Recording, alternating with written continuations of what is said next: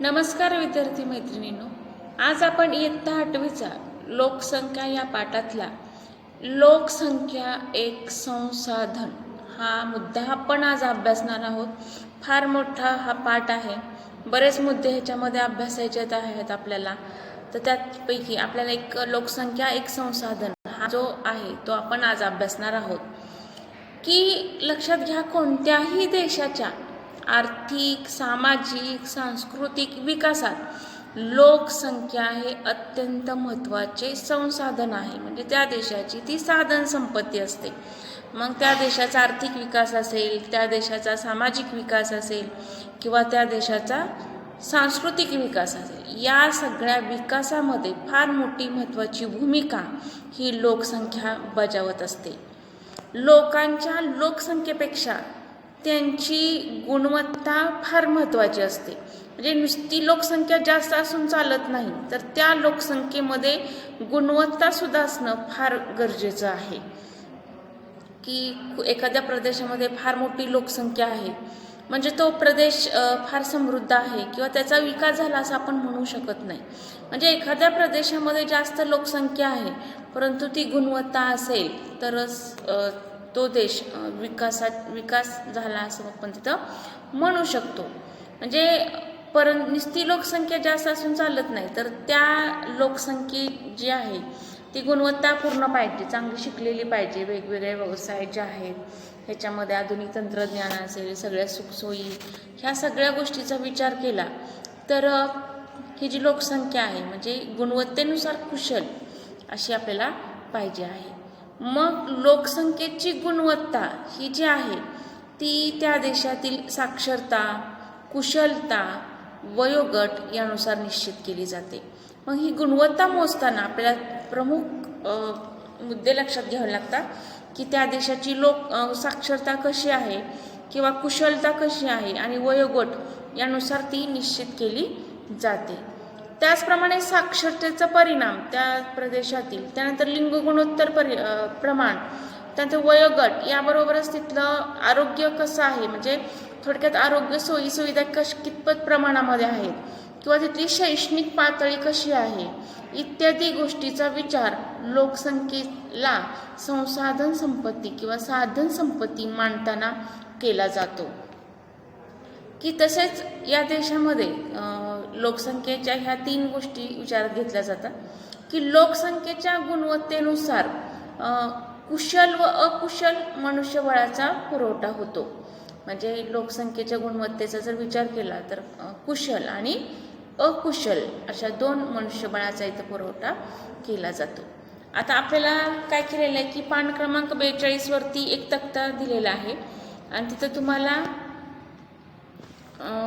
आपण 42 वरती उदाहरण पाहिलेलं आहे. 42 वरती तिथं अ आणि ब वाढली, तिथं लोकसंख्येमध्ये वृद्धी झाली, पण तिथल्या विकासाबद्दल आपण काही सांगू शकत नाही. म्हणजे तिथं लोकसंख्येला राहायला घर नसतील किंवा पहिला पुरेसं पाणी सुद्धा नसेल. किंवा उत्तर प्रदेशात जर आपण विचार केला तर उत्तर प्रदेशामधली ही जी लोकसंख्येचा जर विचार केला तर तिथल्या क्षेत्रफळाच्या मानाने लोकसंख्या जास्त आहे.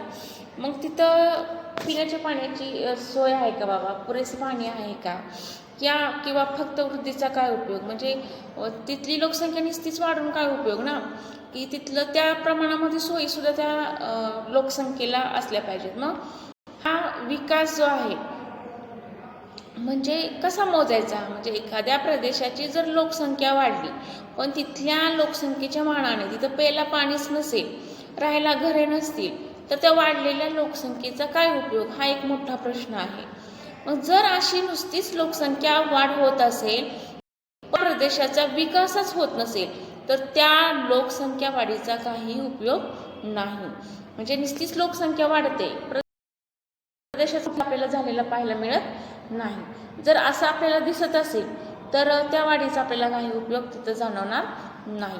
मग आता हा विकास मोजायचा, मग त्याच्यासाठी कोणते आधार लागतात, कोणत्या आधाराने तो विकास मोजला जातो, तर त्या प्रदेशातील किती लोकांना पिण्याचं पाणी उपलब्ध आहे, त्यानंतर तिथली जी मुलं आहेत, किती मुलं शाळेत जाऊ लागली आहेत, म्हणजे शिक्षण घेऊ शकतात तिथली मुलं, किंवा मग कुठल्या शहरातील लोक अधिक आनंदी आहेत, किंवा मग कोणत्याही गोष्टी झालेली फक्त वाढ म्हणजे विकास नव्हे. म्हणजे एखाद्या गोष्टीमध्ये भरमसाठ लोकसंख्या वाढली म्हणजे त्या देशाचा प्रदेशाचा विकास झाला असं नाही. म्हणजे कोणत्याही एखाद्या गोष्टीमध्ये वाढ झाली म्हणजे त्याचा विकास झाला असं आपण इथं म्हणू शकत नाही.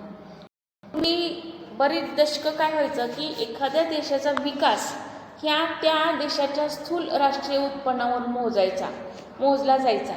म्हणजे जेवढी अर्थव्यवस्था मोठी की आता स्थूल राष्ट्रीय उत्पन्न म्हणजे काय आधी बघूया आपण की स्थूल राष्ट्रीय उत्पन्न म्हणजे एका वर्षात देशातील नागरिकांनी उत्पादन केलेल्या मालाची व दिलेल्या सेवेची किंमत म्हणजे स्थूल राष्ट्रीय उत्पन्न होय. म्हणजे स्थूल राष्ट्रीय उत्पन्न म्हणजे एका वर्षामध्ये देशातील जी नागरिक आहेत त्यांनी उत्पन्न केलेले माल किंवा त्यांनी दिलेली सेवा, पुरवलेली सेवा त्याची किंमत म्हणजे स्थूल राष्ट्रीय उत्पन्न होय. की एखाद्या देशाची जेवढी अर्थव्यवस्था तेवढा तो देश विकसित समजला जायचा. म्हणजे एखादा देश प्रगत किंवा त्या देशाची अर्थव्यवस्था मोठी असेल म्हणून त्या देशातील लोक समाधानी असतीलच असे नाही. म्हणजे लोकसंख्येचे जीवनमान, तेथील लोकसंख्येची गुणवत्ता, त्या देशातील लोकांना मिळणाऱ्या विविध संधी, स्वातंत्र्य यावर त्या प्रदेशाचा विकास अवलंबून असतो. म्हणजे एखाद्या ठिकाणच्या लोकसंख्येची किंवा मानवी विकास दर्शवणारी संकल्पना 1980चे 90च्या दशकात महबूब अल हक आणि अमर्त्य सेन या दोघांनी मांडली. आणि याच संकल्पनेवर आधारित मानवी विकास निर्देशांक दरवर्षी संयुक्त राष्ट्र विकास परिषद या संस्थेमार्फत प्रकाशित केला जातो. आता याच्यामध्ये आपल्याला मानवी विकास निर्देशांक आहे म्हणजे आपला एक शेवटचा मुद्दा इथं राहिलेला आहे. तर त्याचा अभ्यास आपण पुढच्या तासाला करूया. की आज आपण पाहिलं की लोकसंख्येचं जर विचारात घेतलं की कोणत्याही देशामध्ये संख्या वाढून चालत नाही, तर तिथली लोकसंख्या सुद्धा गुणवत्तापूर्ण अशी पाहिजे. मग त्यासाठी कोणकोणते निकष किंवा कशाच्या आधारे हा विकास मोजला जातो की तिथल्या लोकसंख्येच्या मानाने तिथं पिण्याच्या पाण्याच्या सोयी आहेत का, आरोग्याच्या सोयी आहेत का, तिथील जी मुलं आहेत किती टक्के शाळेत जातात, किंवा तिथली लोक किती टक्के समाधानी आहेत, या सगळ्या गोष्टींचा विचार याच्यामध्ये केला जातो. तर ह्या पाठामध्ये तुम्ही पूर्वीचा सुद्धा मुद्दे सगळे अभ्यासाचे आहेत. तर पुढच्या तासाला आपण जी मानवी विकास निर्देशांक जो पाहणार आहोत तिथं आपल्याला एक तक्ता दिलेला आहे महाराष्ट्राची लोकसंख्येची घनता आणि त्याच्यावरचे बरेच प्रश्न आपल्याला विचारलेले आहेत. तर तुम्ही तो अभ्यास करायचा आहे की इथं सर्वाधिक घनता असलेले जिल्हे कोणते, किंवा कमी जिल्ह्यांची नावं, किंवा मध्यम घनता असलेली जिल्ह्यांची नावं, किंवा गडद रंगाने दाखवलेली, म्हणजे ह्या नकाशा वाचन करून तुम्हाला प्रश्नांची उत्तरं द्यायची आहे. तर पुढच्या तासाला आपण ह्या नकाशा वाचनाचे प्रश्न घेऊया आणि मग आपला हा पाठ जो आहे तो संपेल. फार मोठा पाठ आहे, तर सगळ्यांनी व्यवस्थित अभ्यास करा. याच्यावरचे प्रश्न बघा सोडवता येतात का ते. तर पुढच्या तासाला आपण राहिलेला भाग घेणार आहोत. तोपर्यंत आपण इथेच थांबूया. धन्यवाद.